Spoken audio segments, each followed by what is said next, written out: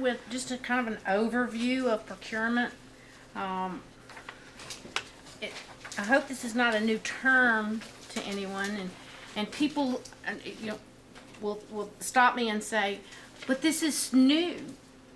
All of this is, there's so much information, and this information is new.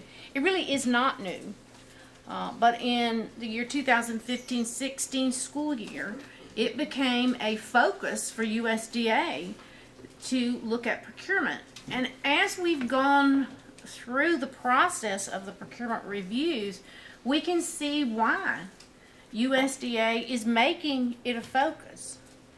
Because what we're seeing is more purchasing than procurement. Every single dollar that you have within your budget that belongs to the federal government through FNS is a dollar that must be procured. In some form or fashion, there has to be an approved procurement process for every dollar. Our responsibility as a state agency is, first of all, doing what we're doing today, training you to be knowledgeable and have the ability to do procurement. A lot of people, it wasn't our focus before the procurement review came out.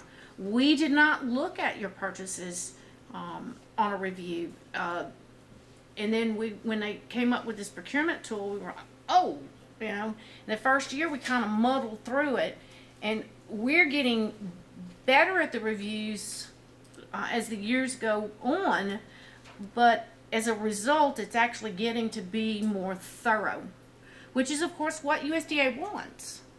So the first year we were probably a lot more lenient than we were this year with having Virginia just doing procurement reviews. But she's doing a fair and thorough job, and we like the fact that one person is doing it, because then and we hear this all the time. Well, this reviewer will put this as a finding, but this reviewer will put it as a technical assistant. So we have consistency across the board because Virginia's doing all of them. So that helps, and we're trying to do as much technical assistance as possible. If we don't have to make it a finding, we're really trying not to. If we can get it corrected, we're trying not to. We're going to do a sort of summary of what types of procurement there are, but we really want to focus today on writing your procurement plan, because that will help guide you in how you're going to handle procurement. So, training is one of our big focuses, and of course monitoring is a focus, and then we have guidance, and we have a number of things up on the CMP website. Does everybody know how to get to the CMP website and get to memos and resources on procurement? Everybody is aware. Okay, so we got a monitor. That's y'all's favorite part, right? Well, and so make sure that you look at all of the memos that come out about procurement, all of the guidance. Here's some websites that you can go to: the CMP website, FNS website, and then you can get the federal regulations from ECFR. We're going to talk a lot of the procurement things that we're going to talk about come from 2 CFR 200, and people are saying, yes, but this is only a couple of years old. It's not. It came from 7 CFR 3016 and 7 CFR 3019, and all they did was put them together. So these regulations have been around for a long time. It just has not been a focus. We don't want to say we just haven't been following them, but it hasn't been a focus. So, is everybody signed up to receive the blasts that we put out? Does everybody understand what the blasts are? Just a simple newsletters or comments or messages that comes from From us. From us. The blast from us. Anytime a new memo comes out, anytime information needs to be disseminated to the districts, we do a blast. And if you're signed up on the blast list, you will get like the memo that came out about use of the state contracts this week. That went out as a blast. So everybody who is signed up on that list will get that blast. And so you don't have to remember to go to the CMP website. Yes? How do we get signed up on that? If you go to the CMP website, and it's called DNA mailing list or DNS mailing list, and you go in there, click on that, and you put in a name and just follow the directions. It's real simple to do. But that way you don't have to go to the CMP website and look every single day to see if something new came out. It's coming to you. We used to send out, Judy would send out emails.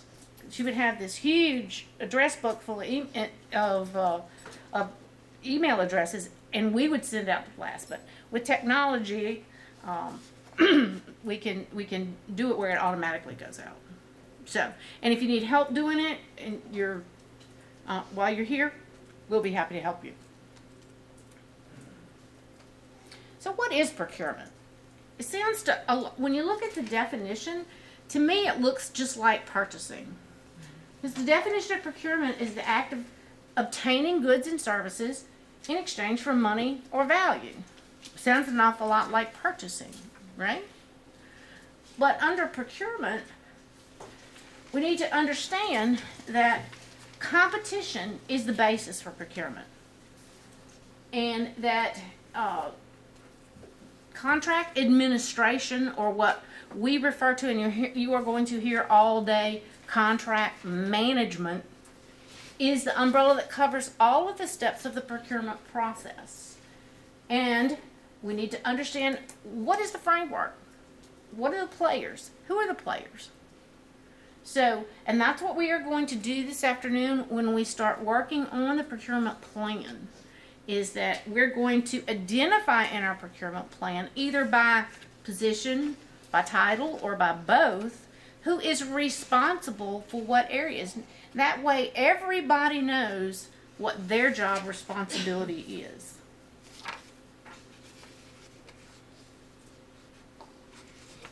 Why is competition important?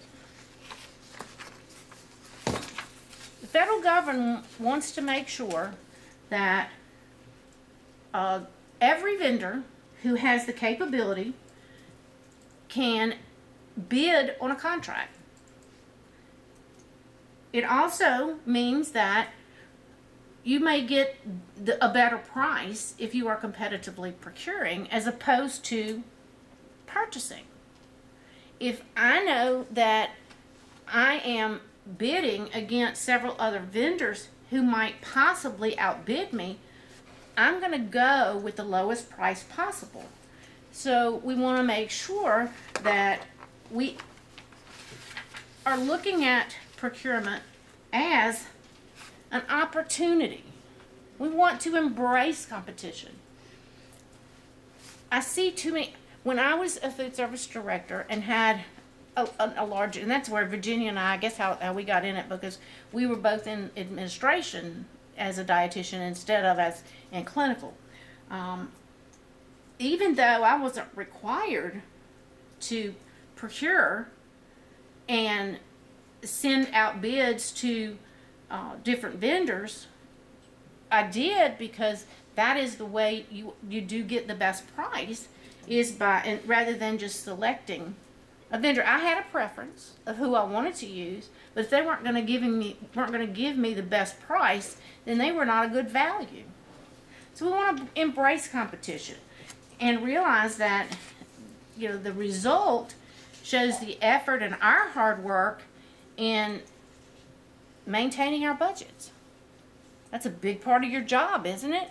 Is that you have a budget that you have to maintain, you have to stay within. But procurement is not, I write up this document, I send it out, I get the prices, I compare them, and then I'm done. I award the bid and I'm done. What we have found, one of the biggest things that we found in doing procurement reviews is that a lot of our people are not managing the contract once it comes back in. I know that Virginia has seen on a number of occasions, because one of the things that she looks at is that she looks at the bid price and she compares it to invoices. And we have, and I don't say districts meaning to pick on the publics, just different SFAs that we find all through the year have been getting the wrong price for their milk or their bread, and they have no idea. So we want to make sure that we help you understand the process, because procurement is a process. Because we're going to start with our procedures, with our plan, which is what we're doing today. We got a forecast. Well, you know, if St. John Parish is doing $500,000 worth of business, and that's what they're putting out in their RFP or IFB, but then St. Charles Parish is doing $1.5 million, who's going to get the better price? So we want to do accurate forecasting to make sure that vendors who are going to bid on my business have a good understanding of how much money I'm spending and how important it is to give me the best prices possible. So we have to select the proper procurement method, and for the most part, we're going to go over the different formal procurement methods, but most of y'all do IFBs, excuse me. And, you know, then you've got to develop and advertise your solicitation. You've got to evaluate your proposals that you receive, and then you award the contract. And that's where a lot of people stop, like I said. But you got to manage that contract. And so you're going to be wanting to shoot us at the end of the day because we're going to spend a lot of time on managing contracts.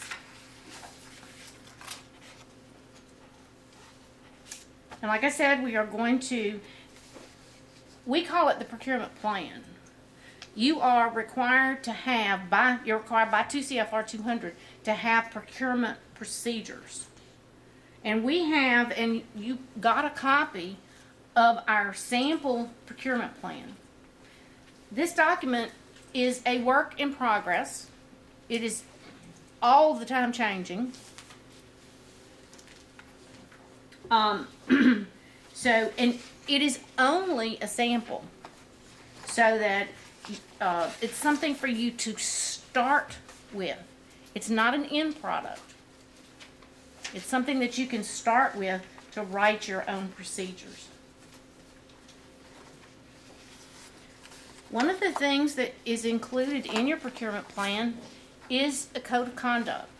Now, many districts have their own code of conduct, and we'll talk about the requirements that have to be in a code of conduct, and they may already be addressed in your own district's code of conduct. And if that's the case, then you don't have to sign on this one as well as your district's. But if it does not include all of these items here, then you do have to have, you and anybody else responsible for procurement does have to sign the code of conduct for USDAs.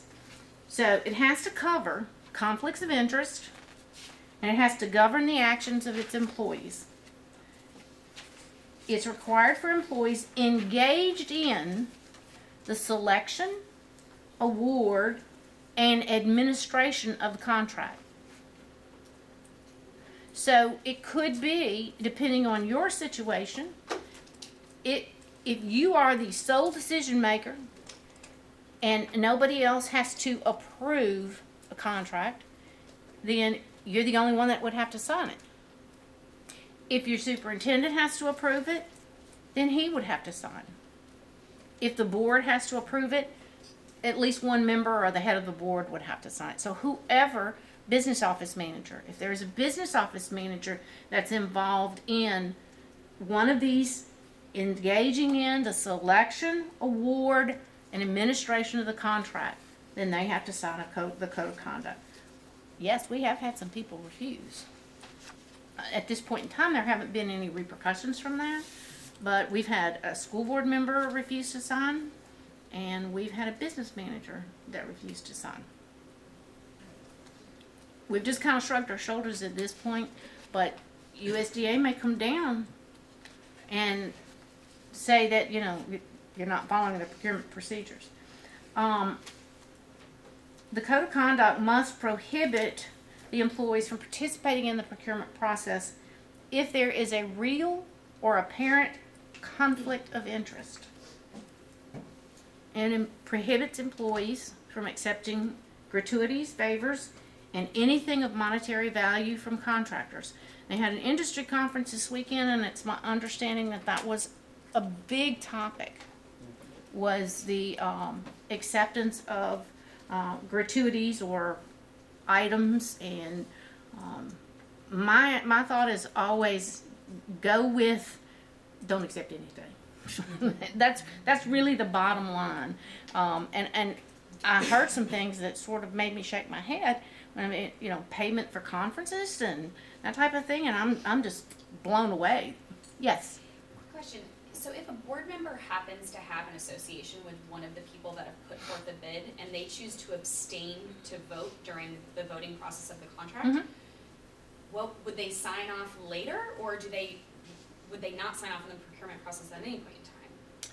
If they abstain, well, are they going to abstain from all of the procurement, or just in the situation where we have Probably, that? I believe they would abstain from voting on any of the. And then they would not have to sign. And we have not asked every single board member to, well, we did originally, and then USDA said, well, we could have like one member as the president of the board sign. Okay. Okay. All right, again, I'm going to beat this dead horse. We're going to talk a lot about contract oversight and management, making sure that the conditions of the contract are followed at all times. When this came out, when we first started doing procurement, I kind of looked at this when they said you have to do a cost price analysis. And USDA was painting it as, well, you just have to look at your prices to see what you should be paying. As we delved into this cost price analysis deeper, one of the things that I discovered was that this analysis, first of all, has to be done on all procurements, because as you get into the procurement plan, if you don't know the dollar value or the approximate dollar value of what you're procuring, you don't have an idea as to what method you're going to use to procure.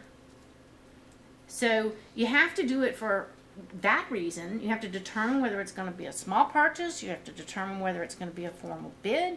So you have to do that cost price analysis. And all that is your history of what you've purchased last year. And when we get into formal bids, we'll talk about that needs to be within the bid. So you are letting the vendor know that the cost, you know, what is the approximate value of your bid. Now, and I've seen in many contracts where they say, you know, this in no way represents that we are going to actually purchase, but it does give them some idea as to what the price of your contract. And then we're going to look at, and you may not be able to fill this chart out here today, but we're going to look at like what method we're going to use for each type of procurement. Hopefully we'll have that at least to some extent filled out, and if not, we're going to send you back with a homework to fill it out and complete your procurement plan. Okay, so that's our overview.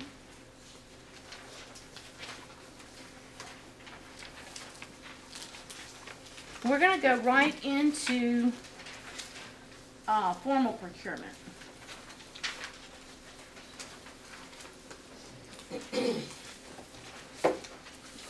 Virginia?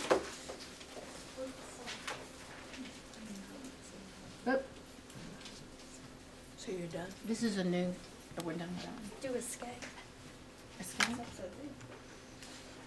Close that. I don't have this version. All right.